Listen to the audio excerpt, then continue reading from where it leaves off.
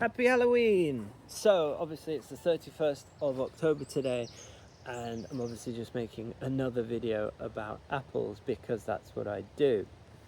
So today I'm going, basically I've got my new basket. Well, it's an old basket, but I've been picking lots and lots of apples. These are the top 6-ish, which I did for a Instagram-y video, but here's the longer video which I will cover lots and lots of apples. So I will cut these apples and I will try them. To begin with, as these are my top 6, I might as well go through them. We have, in no particular order, Rubinette. So Rubinette is, as people know, as people should know, it's a Cox Golden Delicious cross from Switzerland. Very round apple. In terms of flavour, there's a slight... I don't usually pick up on the anise. This is a slightly under-flavoured one because it's slightly smaller. The problem with Rubinette is it can overproduce, and if you get the smaller ones, they are not as good. But rest assured, I picked one of the better ones. And this will be better. It's got slight anise, so you don't usually get that. Now this one I can tell is much nicer. It's a larger apple, it's redder. I know these things.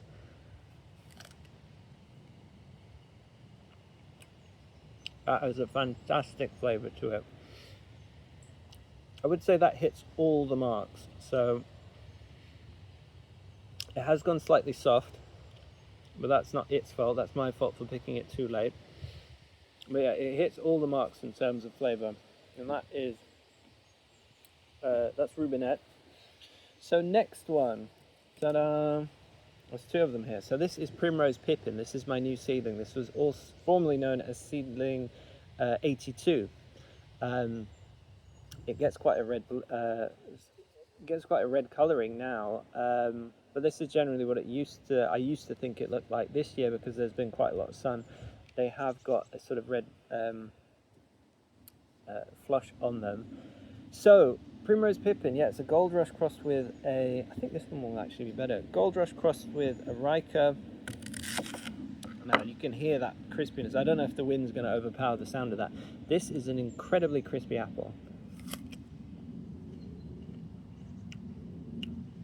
So it's not dense though, whereas you find with some modern apples, they're crispy but they're dense, which can be sort of, you know, it's a strong apple. It's a really sort of it's survival mode basically. This apple is pleasant and juicy and light but crisp. So very nice flavour too as well, I should say. I think this apple will actually be quite big in the future. I hope, as long as people like the appearance, which I think is quite fun and slightly unusual. Yeah, as long as I can get the word out, people will start buying this apple. I have no doubt in my mind. It is very pleasant. It's named after my daughter, Primrose. She very much likes telling all her friends about the Primrose Pippin apple, so hopefully she will sort of boost sales.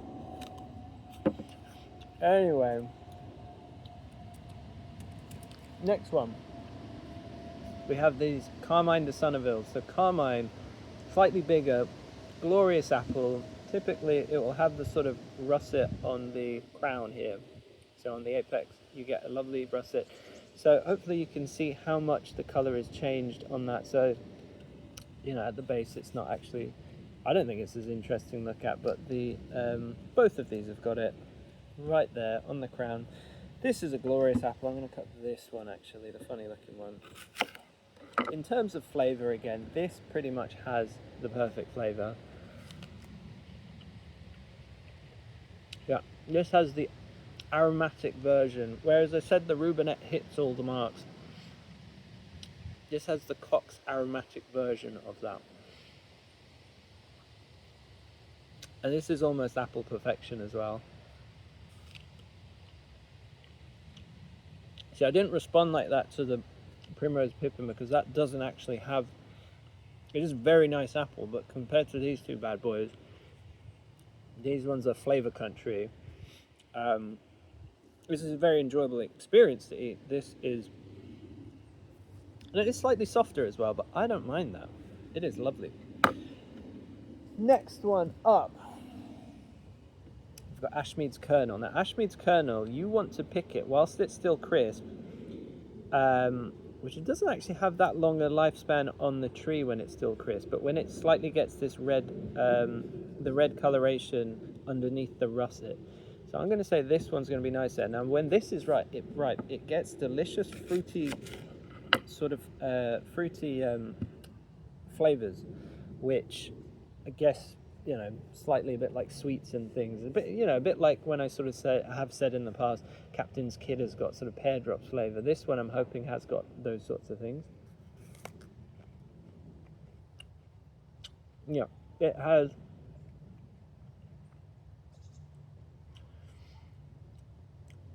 That is mad. It is like a weird new fizzy drink that you never knew about, or some sweet that you just tried, which is sort of pineapple, some sort of pineapple lime sort of magic drink that you've never discovered. It's got very nice white flesh as well. I don't usually like the white flesh, apart from obviously the pinky white flesh on a Norfolk Royal Russet.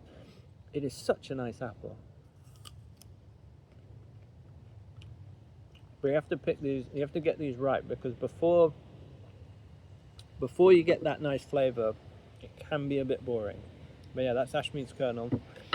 Next one, there are actually lots of apples in there. Next one, yeah, I got the deep basket because I'm strong, and I hope I don't break the basket by picking too many apples. And it might rain at some stage, so I'm a bit worried. And I think the noise of the wind's probably not great, so I'm going to lean in and talk louder. This is Freyberg. I always talk about Freyberg. Freyberg is just undeniably one of the best apples. Again, I believe it's a Cox's Orange Pippin Golden Delicious. Different from its sort of sibling, I guess. Yeah, I guess sibling. Yeah, technically, yeah. Double sibling, double related. So, lovely crisp sweet apple. Most people overlook this when they see it in the nursery because it's just boring yellow looking thing. Wow. It's like nectar, the juice of this. Not so acidic, not like these where it was slightly more acidic. You do get hints of some sweet, aromatic,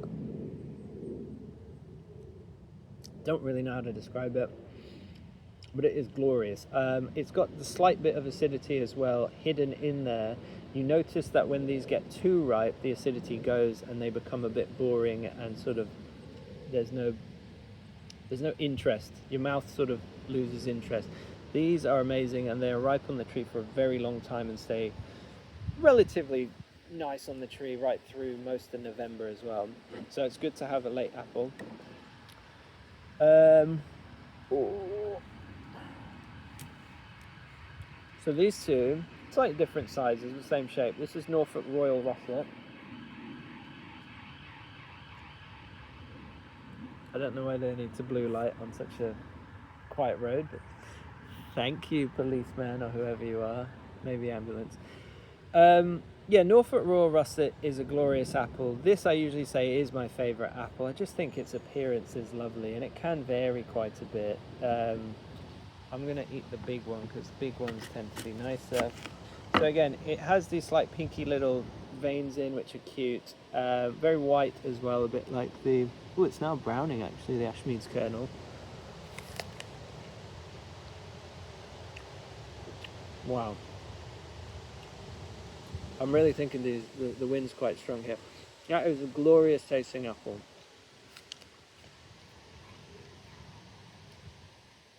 Wow. So it's quite light and not overpowering. It's not got the acid intensity of something like a Karmijn. It's just a very, very nice apple to eat. And it's slightly, ever so slightly soft whilst being crisp, which I think is one of the nicest things about the apple. Like if I compare that to the Primrose Pippin,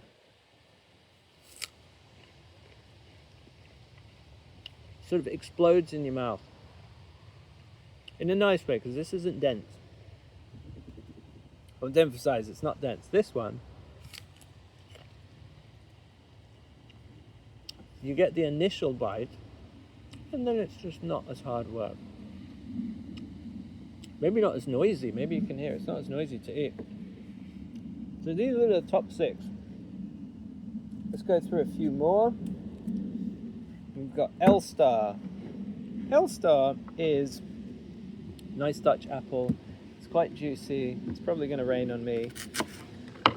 Oh, it is going to rain. Brilliant, brilliant. Cool.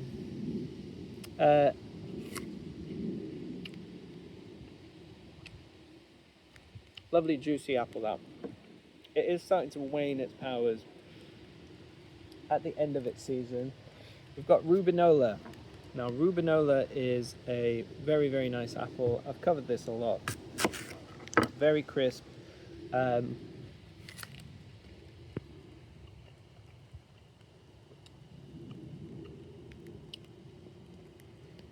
come on. So this one is slightly starting to lose its acidity. When you pick them earlier in the year, they are slightly more acidic. And I think it's mellowed. It isn't bad yet. It's still crispy, but I prefer it when it's slightly more acidic in sort of earlier October. Oh, don't rain on me. Okay, this is an interesting one. This is Seedling 24. So this will be my mother-in-law's apple. It's got a very interesting look to it. Bit of everything going on.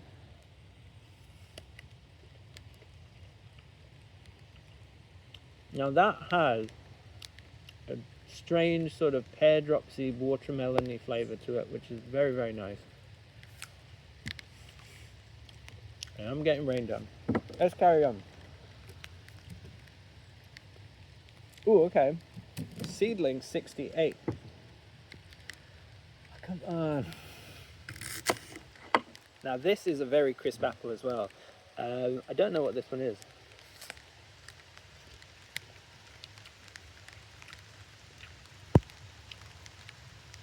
Very nice and sweet and richly flavoured though. It's ruining the books that the camera's on.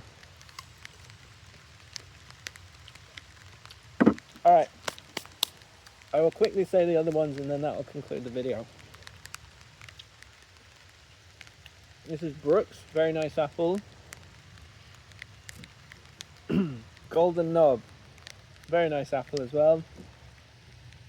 Herrefordshire Russet, very good apple. I don't know why I'm saying very good apple each time. Trust me, they're good. This is Sweet Society.